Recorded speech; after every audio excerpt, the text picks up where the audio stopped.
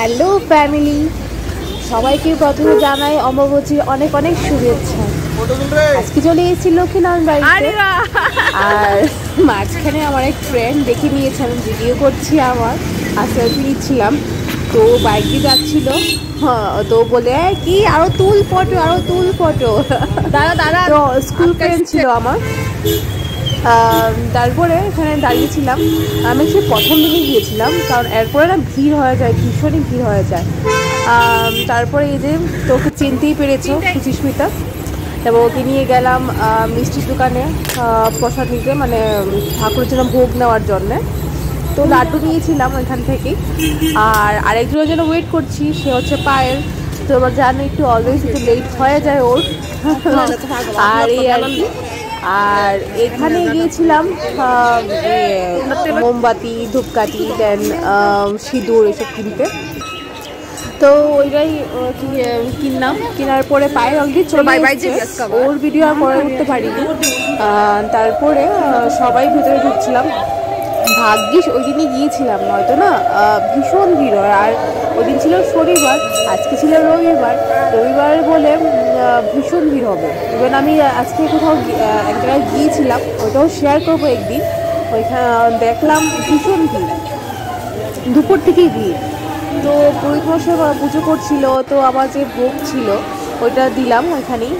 আর এখানে না এখানে দেওয়ালে দেওয়ালে মানে ওয়ালের মধ্যে এরকমভাবে স্বস্তিক চিহ্নভাবে এঁকে দেয়, ওটা তো আমি ভিডিও করতে পারিনি, কিন্তু আমার বান্ধবী ওদের একটা ভিডিও করেছি, কারণ এই ভিড়ের মধ্যে নিজে সিঁদুর নিয়ে রেখেছি, আবার নিজেই ভিডিও করব, আবার বান্ধবীরাও করছে, তো সবকটা না মানে ঘুরিয়ে যায় সবকটা, তো হয়ে উঠিনি। তো তোমরা কি করো অমাবস্যাতে, কি রিচুয়ালস আছে তোমাদের? আমাদের এখানে তো ভোরবেলায় উঠে স্নান করে নিতে হয়, ভোরে উঠে স্নান করে নিই, দেন সিঁদুর পরি, দেন ঠাকুর ঘরে যাই, পুজো করি, বাস এই চলে আর কি। হ্যাঁ, ননভেজ খেতে হয় কদিন। আর বিয়ের পরে না তেমনভাবে আর আমার মানে মন্দিরে যাওয়া হয়নি। বিয়ের পর বিয়ে যে বছর হয়েছিল ওই বছরে না কোভিডের জন্য লকডাউন ছিল, আর এরপরের বছর আমাদের কুকুরানি হবে বলে, তখন আমার প্রেগনেন্সি চলছিল, তখনও গিয়েছিলাম, কিন্তু সেমনভাবে এনজয় করতে পারিনি। তো লাস্ট ইয়ার গিয়েছিলাম, শেয়ার করছি ওদের সঙ্গে, ভিডিও আছে। আর এই বছর গিয়েছি ওদের সঙ্গে তেমনভাবে মানে কখনো এনজয় করতে পারিনি, তো এই বছরটা ওই জিনিসটাও মিটিয়ে গেল। আর এখানে ভালোই লাগছিল। আর অনেক দিন পর বললাম না, সেই একটা ব্যাপার হয়ে যায় না, মানে দেখা করার পরে মানে একটা ফ্রাস্ট্রেশন থাকে সবার মধ্যেই না, মানে সবাই যার যার লাইফে একটা ব্যস্ত।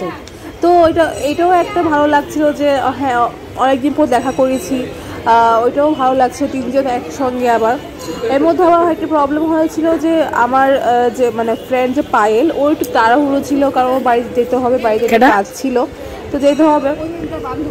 তো যাই বলছিলাম যে ড্রেসটা পরেছি এটা কিন্তু আমার ষষ্ঠীর পাওনা, আমার ষষ্ঠীতে আমার গিফট করেছিল, তো ওইটাই আর কি, ড্রেসটা পরেছি। যাকে দিয়েছে তো দেখেছো হয়তো, তিন্নি বলে একজন আছে আমার ননাসের মেয়ে, তো ওই আমাকে গিফট করেছিল ষষ্ঠীতে। তো ওইটাই আমি বাড়িতে টেলার আছে, তো ওনার কাছে আমি বানিয়ে নিয়েছিলাম। তো ওই আর কি। আর কি হয় না, অনেক ধরনের রিচুয়ালস, অনেক ধরনের নিয়ম থাকে, মানে বলে না নানা জনে নানা মত, ওইটাই আর কি। যেমন কেউ বলছিল যে 3 দিন পরে গিয়ে সিঁদুর দেবে সবাইকে, বাট নিজে সিঁদুর পরবে, বাট কাউকে সিঁদুর দেবে না। আবার কেউ বলছে যে মাথায় চুল আঁচড়ানো যাবে না, ইভেন কি তেল শরীরে সাবান দেওয়া যাবে না, এটাও অনেকে বলছে যে বাড়িতে কদিন কাপড় চোপড় তো ধোয়া যাবেই না, সঙ্গে গাছের পাতা, দেন ফুল, মানে গাছ টাছ কিছুই মানে কিছু করা যাবে, লাগানো যাবে না, উঠানো যাবে না, প্লাস পাতাও পাতা যাবে। তো মনে ভাবছি এই যে মাকে যে পুজো করছে, এখানে যে ফুল দেবে ওটা কোথেকে আসবে, ফুল পাততেই হবে, তাই না? তুলসী পাতা কোথেকে আসবে, ওটার জন্য পাততেই হবে, বেলপাতা কোথেকে আসবে, ওটার জন্য পাততে হবে।